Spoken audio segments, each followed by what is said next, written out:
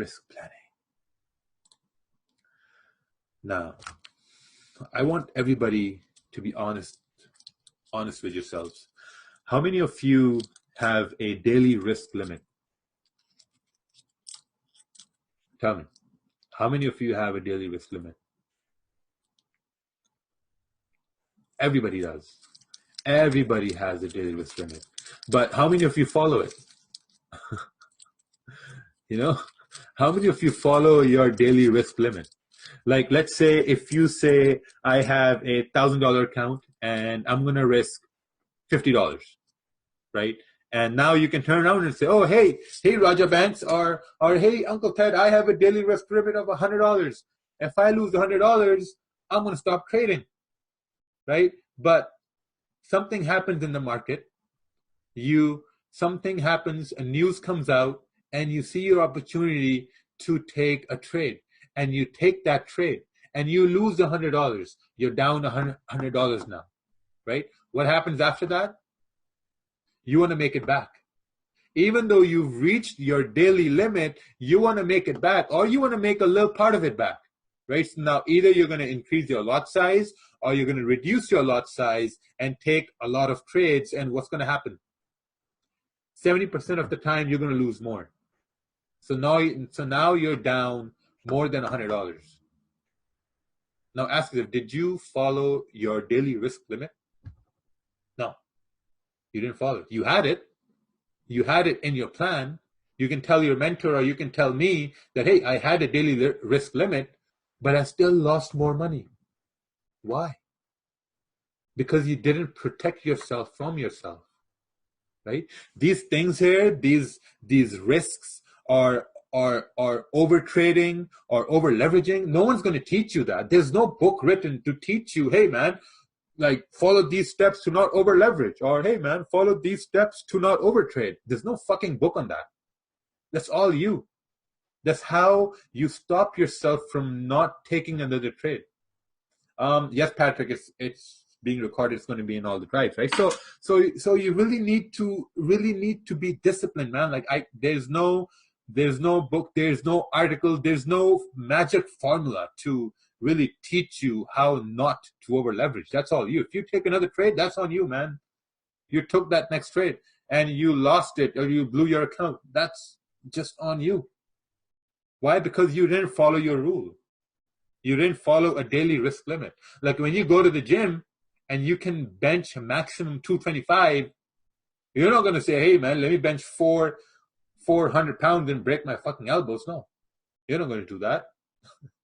You're probably gonna try to lift 200 pounds or maybe 185, but not more than 225, because that's your risk limit. That's your limit. You can't go over your limit. Just like when you go to the bars and you say, hey, like, you know what, I'm gonna go for the hottest girl. No, you know your risk, right? How far are you going to put your... Yeah, so when I say risk limit is that how much are you willing to risk every day?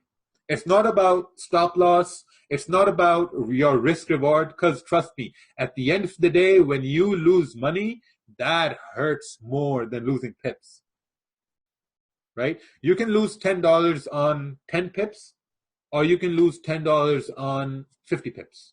It's still $10. Right? And at the end of the day, it's the money that's gonna matter.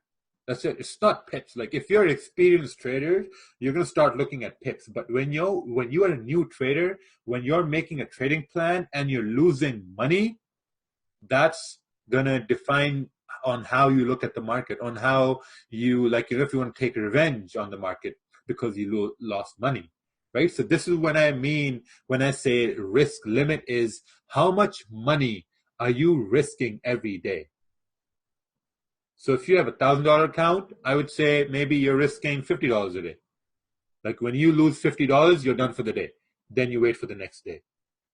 Because the rule of the game is to stay in the fucking game.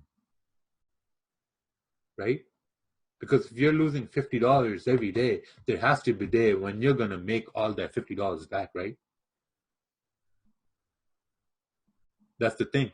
You need to make percentages. right? Because trading at the end of the day is like a business, right? So you need to treat it like a business.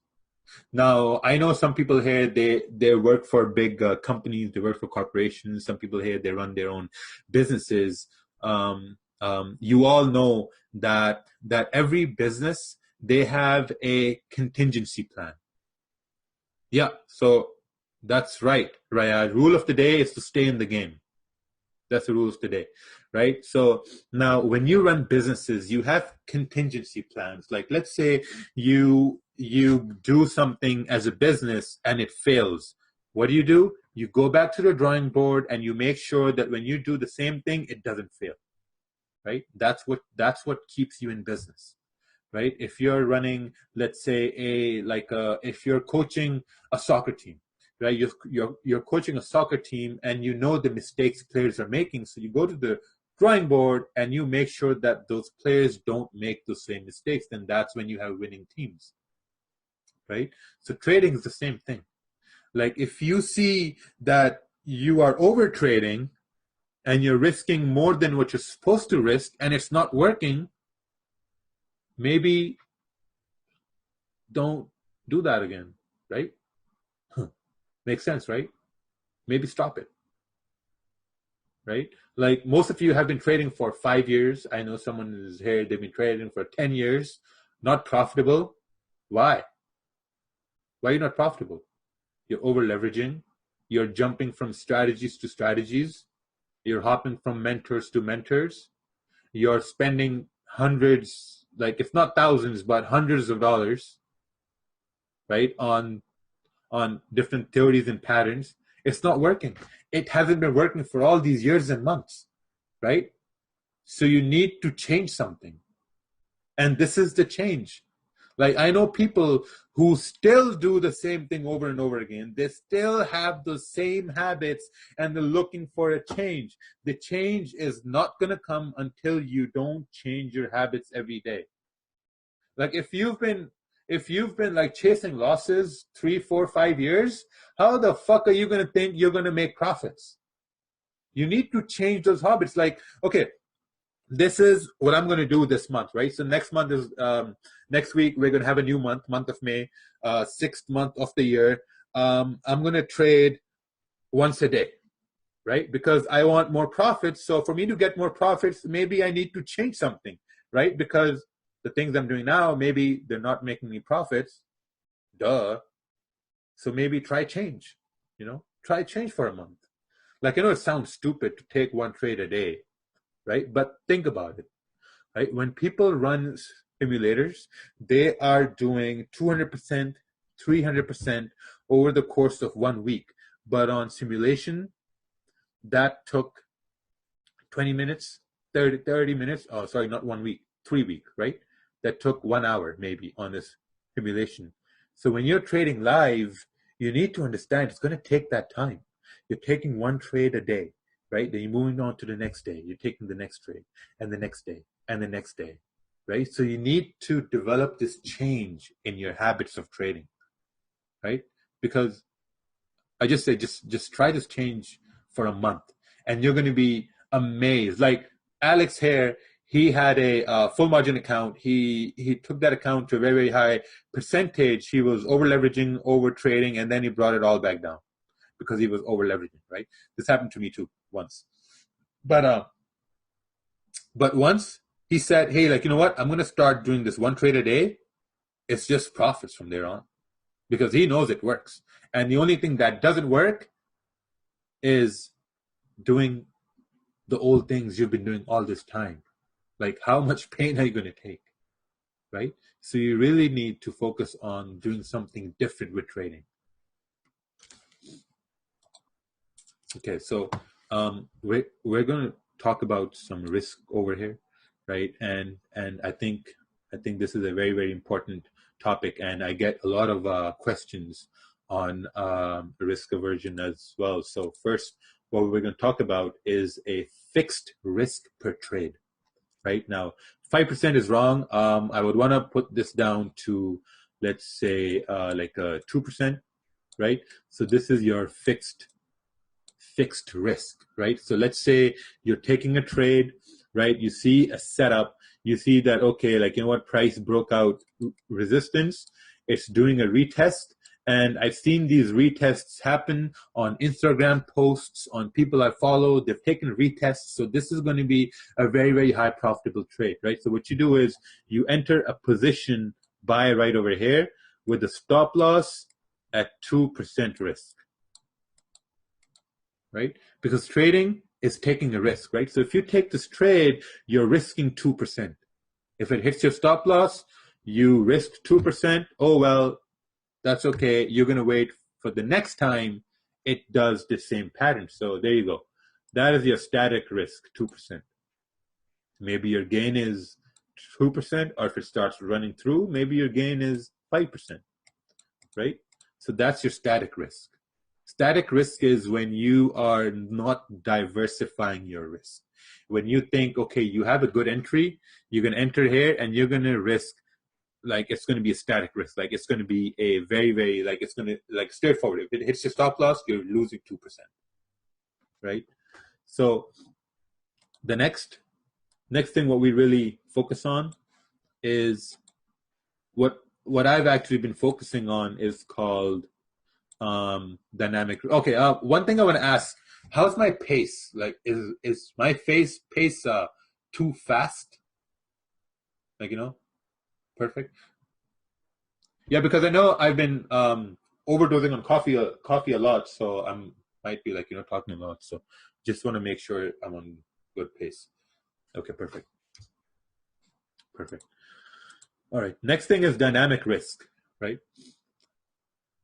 Dynamic risk is when you're spreading out your entries, right? When you're really spreading out your entries, it's when, let's say that you have a zone, right? So let me just draw a 4 hour, let's say this is a 4 hour zone, and price is like tapping this here and it starts to move up now, right? So it broke resistance, starts to move up, starts to come down, right? So it starts to come down. Now, I know most people here are very, very impatient, right? So if you're an impatient trader, I highly encourage you to have a spread out risk, right? So let's say we're risking not 5%, but let's say we're risking 2%.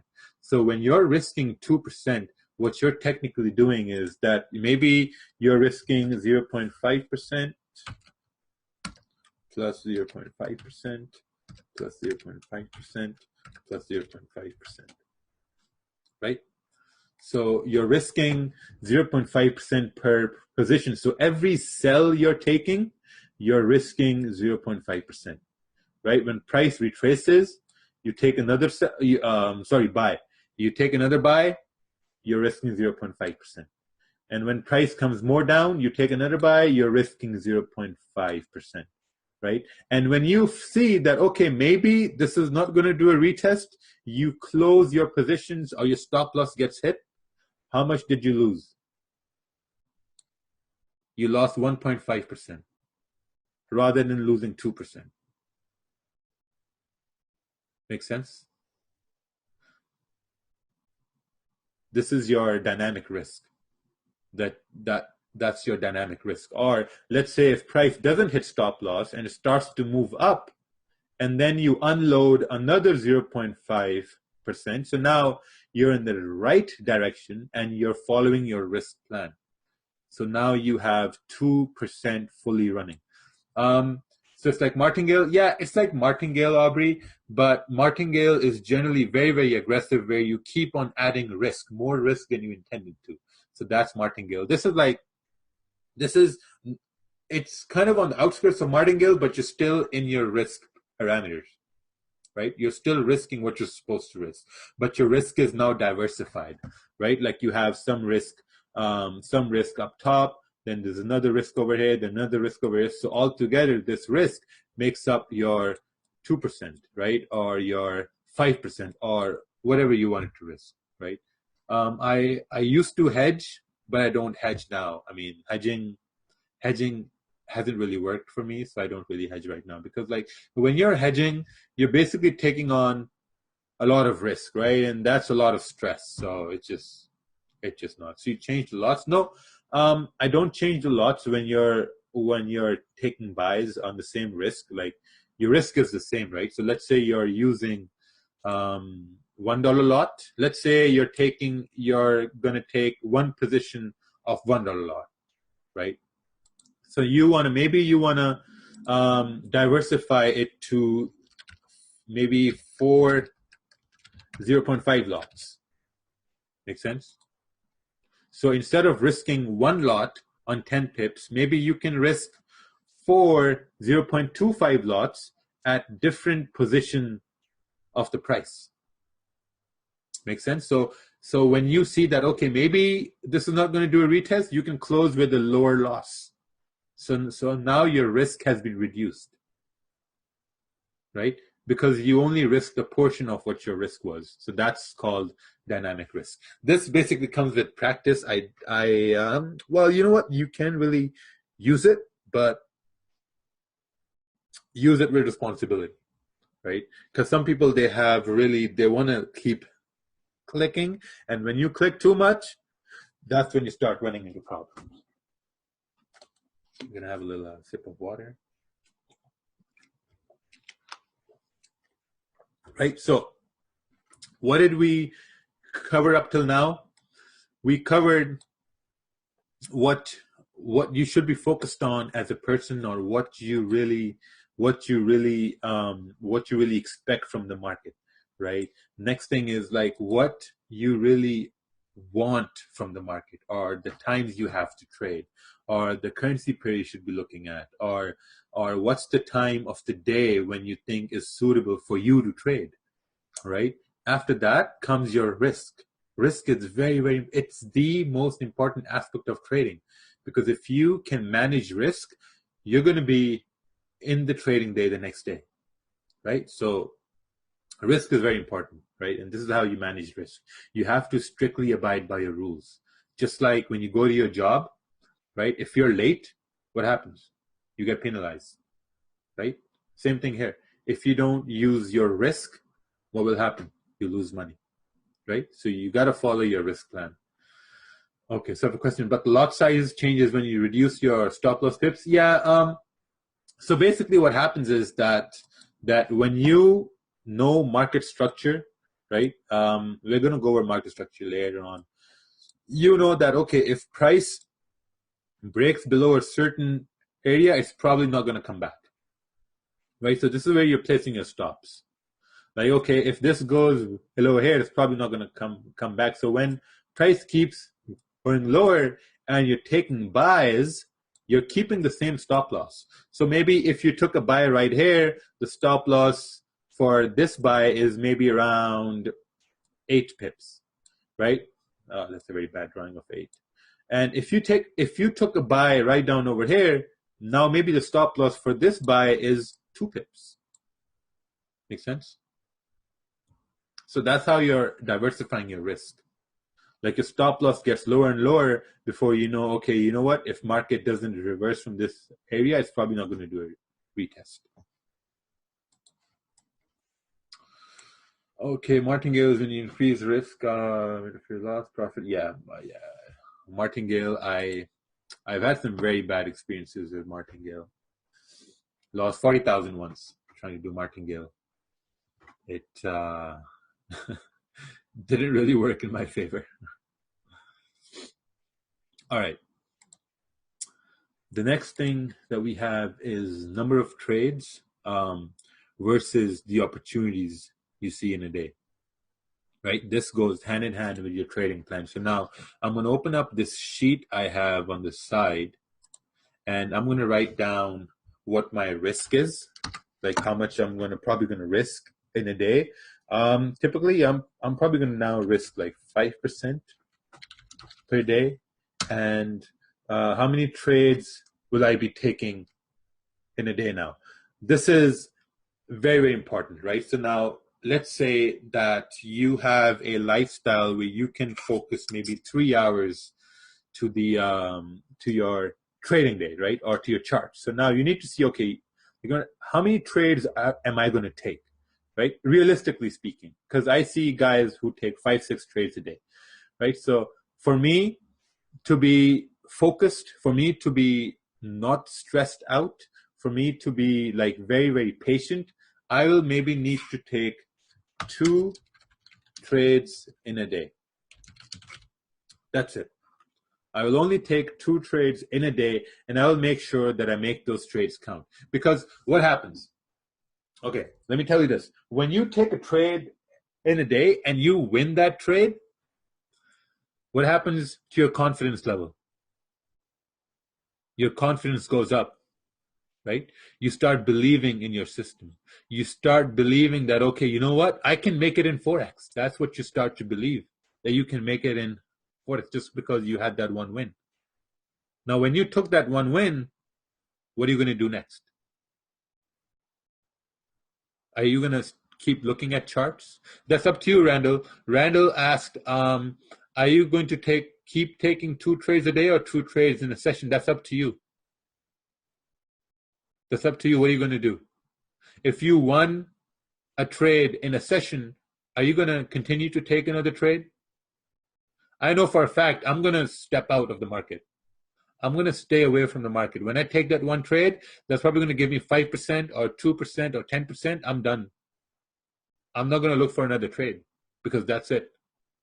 Why would I want to risk those profits, right? Because when you are looking at the charts, when you're looking at the market, you need to realize that you are fighting the brokers. You are fighting the institutions. You're fighting the banks. You're fighting the unprecedented news. You're fighting Kim Jong-un sending off missiles and Trump tweets. You're fighting all those variables, right? And if you took a punch at the market and you won, be grateful, man, because when you won that trade, what happened? 90% of people lost money when you won.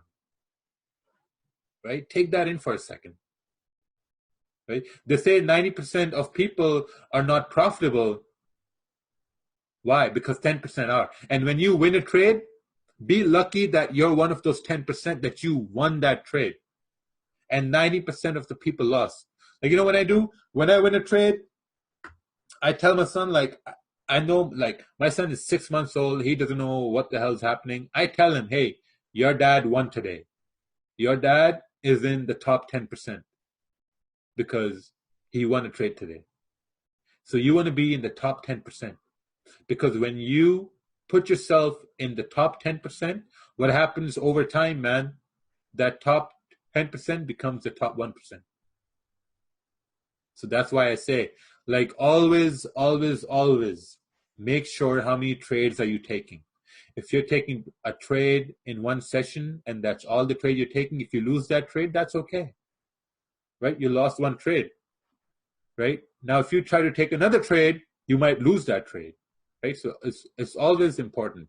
Okay, so what my rule of thumb is, I'm going to enter this one more rule here in my thing here, and then I'm going to share this at the end of the webinar. My one more rule is if I take one loss, that means I will step away from the market for 1 hour. That's my personal rule. Like, I know some guys who step away from the market till the next session or till the next 4-hour candle, but I step away for 1 hour because now I need that time away from the market, right? Because when you lose, you have these emotions running in you. And those emotions are your worst enemies because now you've lost a trade, you've hurt your ego, you've hurt your confidence, you haven't made money, you want to make it back, you have to step away. Go do something. Go make a coffee. Like, go talk to your boyfriend or girlfriend or your dog or cat, right? But just go do something because you need that time away for that emotional stability. That's very important. Step away from the charts.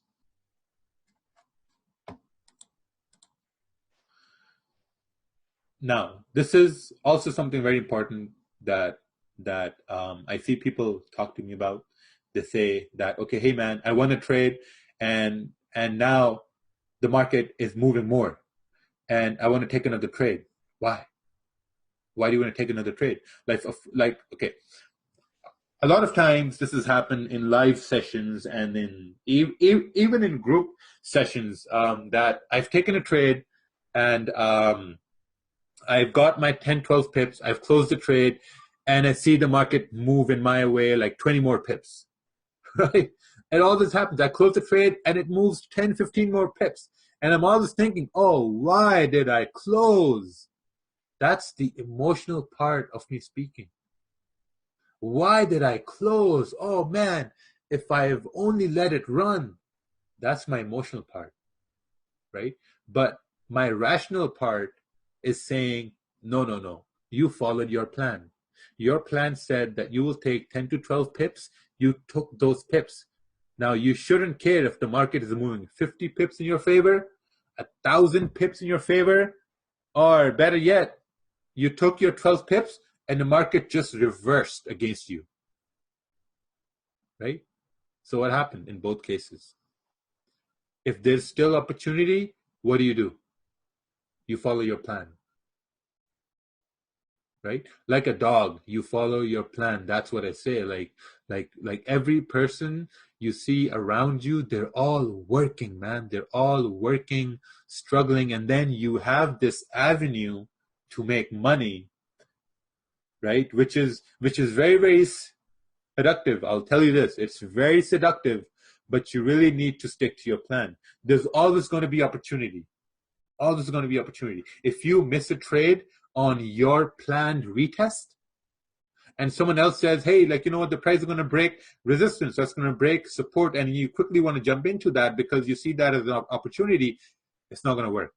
It might work, but it's not your opportunity. That's the thing. You really have to focus on what you're doing, right? So I have a question. Hey, wouldn't it be a good idea to get those 10, 12 pips? Then you put stop loss at 12 pips. Yeah, so the idea about placing stops at break even is when you have hit your mark. Like, let's see, sometimes what I do is that, or actually I have this guy, Ryan, really good guy. He's getting very disciplined now. What he does is that his plan is to take 10 pips. So when he takes 10 pips, he lets 20% of his position run with stop loss at break even. So what happened here? He took a trade, it ran into 10 pips, he secured his bag, right? He secured his profits.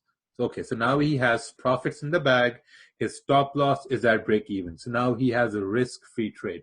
Even if the market reverses and stops him out at break even, it's okay because he bagged his profits, right? Last week, he let that 20% run and it ran 70 pips in his favor. Can you imagine letting a position run for 70 pips in your favor and you're a scalper? How does that happen? It happens when you follow your plan. It's not going to happen all the time, but it's going to happen that 2 or 3 times when you're going to make more than what you expected to make, only because you're following your plan. That's happened to me too at times. I'll close, let's say, if I have a, let's say, 5 lot running, right? If I have a 5 lot running, I close 4 lots at 10 pips, and then I let 1 lot run wherever it wants to go. This one day I woke up and I was up 80 pips, right? Discipline. It's just letting things run in your favor because you're following your plan. Okay, so let's see what we have next here. How do you condition yourself, right? How? Conditioning yourself to following your plan is having a shift in your mind. Like, you literally need to have this shift in your mindset, right? You need, because now when people come to me, they have these bad habits, right? All these bad habits that they've developed over time. Maybe someone told them that, hey, you can trade this pattern at every day of the, at every, like, you know, like every hour of the day or every day of the week, you can trade this pattern. Right? So you really need to condition. You need to train yourself. And the only way to train yourself is to just focus on, maybe, I'm going to say it again, 1 or 2 trades a day. You need to focus on your plan. You need to see, okay, what do I need to do every day to make this work? Okay, so I have a question here. How do you manage a position that you set on break even, let it run? How do you properly swing at its maximum? Okay. The thing about letting positions run is just letting them run. That's the thing. You never know, right? Because trading is subjective. You can only control what you see. You can't control what you don't know or what you can't see, right? Because people ask me all the time that, hey man, like how come your position ran 40 pips? How did you know it's going to run 40 pips? I didn't know. It ran 40 pips. Or you can go back in the chart. In hindsight, you can draw a zone up there and you can say, oh, hey, look, there was a zone up there. It was a zone to zone. Easy to say. But it's not easy to say when you're in the position, right? If you're in a trade, you can't just say, oh, hey, it's going to go to that zone. What if it starts to retrace? What if it starts to come close to your stop loss at break even? Is it still going to go to that zone? I don't think so. Then you start doubting yourself, right? So the best way is to just bag your profits, get those profits secured, and let it run wherever it wants to go, right? It like, I'm sure people asked, what's his name, Ryan Ashley, that day, hey man, how do you know it's going to run 70 pips? He doesn't know. He just ran 70 pips. He just had stop loss and profits. The price just went, right? So that's one thing you really have to know, because like most people, what they do is you overcomplicate the market. You overanalyze. And when you overanalyze, you have that analysis paralysis. Then you can't take a trade when you overanalyze. When you put stop loss at break even, stop worrying about trailing stops, or stop worrying about like, okay, where's it going to go? One thing that has really helped me with letting positions run at having stop loss at break even is like, let's say if it breaks a 1 hour resistance and it's moving up, and it just like, put stop loss like a little bit higher. That's all what you can do. But like, market is going to do what it has to do. All you need to do is how you are going to perceive it. That's the most important thing. So I'm sure everyone is writing down their plans. For now, in my plan, I have written down the time I'm going to trade. I have written down the market open time. I've written out my risk, the number of trades I'm going to take, and what I'm going to do when I take a loss. So we're going to